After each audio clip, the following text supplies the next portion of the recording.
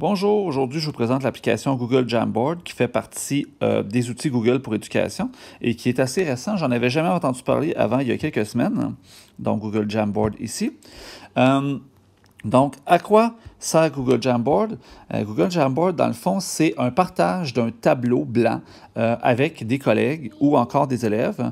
Ça peut servir à faire du téléapprentissage. Ça peut aussi servir tout simplement à faire des brainstorms et à participer activement.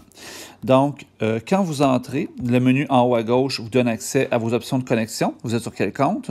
Les fichiers récents, des fichiers importants que vous avez étoilés, les fichiers qui ont été partagés avec vous, ce que vous venez d'effacer. Vous pouvez connecter à un Jamboard. Un Jamboard, c'est quoi? C'est une espèce de grande télé fabriquée par Google et qui coûte quelques milliers de dollars, qui a été conçue spécialement pour l'application Google Jamboard. Et aussi, vous pouvez joindre un jam à l'aide d'un code qui vous a été partagé par quelqu'un. Si je sors de là, je vais créer un nouveau jam. Un jam, dans le fond, c'est comme un tableau blanc ou une espèce de PowerPoint, mais qui est partagé et partageable. J'ai dans le bas à droite les outils pour annuler et refaire quelque chose. J'ai dans le coin, en fait, au centre en haut, mes différentes pages. Ici, j'ai une page. Si je clique à la droite, je suis rendu à 2 pages.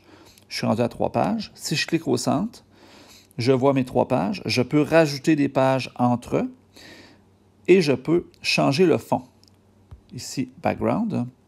Par exemple, je pourrais mettre mes pages en rayé pour avoir et écrire droit. Par exemple, j'ai plusieurs arrière-plans.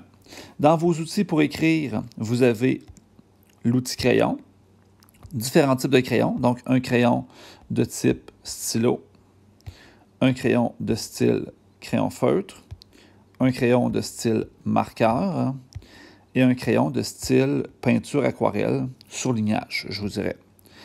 Vous pouvez aussi changer, bien entendu, les couleurs. Vous avez 6 couleurs de disponibles, dont le blanc, qui est très utile quand on travaille avec un arrière-plan noir. Vous avez aussi des options de dessin avec assistance. Donc, 3 options de dessin avec assistance. La première, c'est le texte. Donc, par exemple, on va l'essayer. J'écris mal. C'est quand même pas si mal, mais j'avais vraiment mal écrit. Si j'annule, reconnaissance, c'est quand même pas si mal. Ensuite, vous avez l'option de reconnaissance de forme. Donc, par exemple, si je fais un cercle, si je fais un carré, si je fais un triangle rectangle, si je fais un triangle équilatéral. Donc, les formes sont reconnues.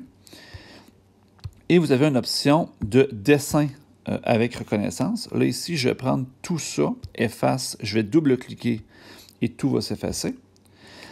Et mon option de dessin avec reconnaissance, par exemple, si je dessine un bonhomme de neige, je vais dessiner un bonhomme de neige avec un chapeau et on me propose des bonhommes de neige. Donc, je viens de dessiner un bonhomme de neige en 4 secondes. Mon outil efface me permet, si j'ai du texte, par exemple, ça ici, si j'ai du texte, je peux effacer des parties de mon texte. Mais si je double-clique sur l'efface, je peux tout effacer de ma page. Si j'ai différents items, et là, je vais mettre des items pour le montrer, je peux sélectionner une partie des items et les supprimer comme ça.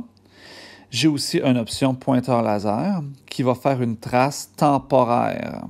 Donc, si je maintiens comme ça ici, donc c'est une trace temporaire qui s'efface, pointeur laser. Vous avez aussi des différentes options d'importation. Donc, vous pouvez mettre des stickers de tilt post-it qui s'ajustent à la grandeur du post-it. Et si j'ai mon post-it, que je peux l'agrandir, le rétrécir en pinçant avec 2 doigts. Même chose pour mes formes que j'ai dessinées préalablement. J'ai toujours 3 petits points en haut à droite qui me permettent d'effacer ou de dupliquer une forme, ce qui est très pratique. J'ai aussi des images. Première option à partir de Google Images. Donc, par exemple, si j'ai cherché chat, j'ai trouvé mon chat que je vais utiliser avec mon outil de sélection. Agrandir, rétrécir, placer, voilà. J'ai aussi, je vais passer par-dessus le contenu de mon drive, je vais y revenir. Photos avec la caméra, photos qui sont déjà sur mon appareil, que je peux utiliser et agrandir, rétrécir. Et des stickers, il n'y en a pas beaucoup, mais qui peuvent être utiles pour certaines applications pédagogiques. Donc, par exemple, ça ici. En passant, justement, là, vous pouvez agrandir et rétrécir au complet la page en pinçant n'importe où, puis un item en pinçant sur le dessus. Dernière chose, le contenu Drive. Je vais me faire un petit peu de place, double-cliquer et tout supprimer. Le contenu du Drive, je peux aller chercher n'importe quel contenu qui est déjà sur mon Google Drive et l'importer. Donc, supposons que j'aille dans mes maths de secondaire 2, c'est assez organisé mon affaire, dans mes notes de cours. Et là, très attention de ne pas être sur l'efface. Là, ici, je vais mettre sur mon sélection. Donc, j'ai mes notes de cours ici. Je peux, si je clique sur les trois petits points, expansionner, donc agrandir. Ça me donne accès à une miniature de toutes mes pages dans mon document PDF. Super bien fait. Et supposons que je vais chercher mon exemple ici qui est à cette page-là. Je peux prendre la page, la sortir, et elle devient comme une image. Donc, je peux l'agrandir, prendre ce dont j'ai besoin, par exemple, et écrire dessus, partager avec les élèves, demander aux élèves d'écrire dessus. Donc, à ça me sert mes importations de fichiers. Vous pouvez partager ces fichiers-là avec un élève. Donc, plusieurs élèves ou plusieurs enseignants peuvent écrire sur le même Jamboard, avec soit en ajoutant une adresse courriel, soit en partageant avec le lien. Donc, j'ai tout simplement cliqué sur « Partage par lien ». Et là, ici, le lien vient d'être copié et j'ai simplement à aller le coller, par exemple, là, sur Facebook, sur Messenger, sur Remind, pour partager avec mes élèves. Et là, on est plusieurs à écrire sur le même fichier. Quand vous avez terminé un Jam et que vous voulez le conserver, vous pouvez l'enregistrer sous la forme d'un PDF. Vous pouvez l'enregistrer chaque page sous la forme d'une image. Donc, c'est une image collaborative. Vous pouvez renommer votre Jam au complet, en créer une copie pour pouvoir retravailler sur une autre version ou tout simplement le supprimer à partir de vos fichiers. Donc, voilà pour l'application Jamboard qui a beaucoup de potentiel pédagogique. Il me reste à le tester avec des collègues et des élèves.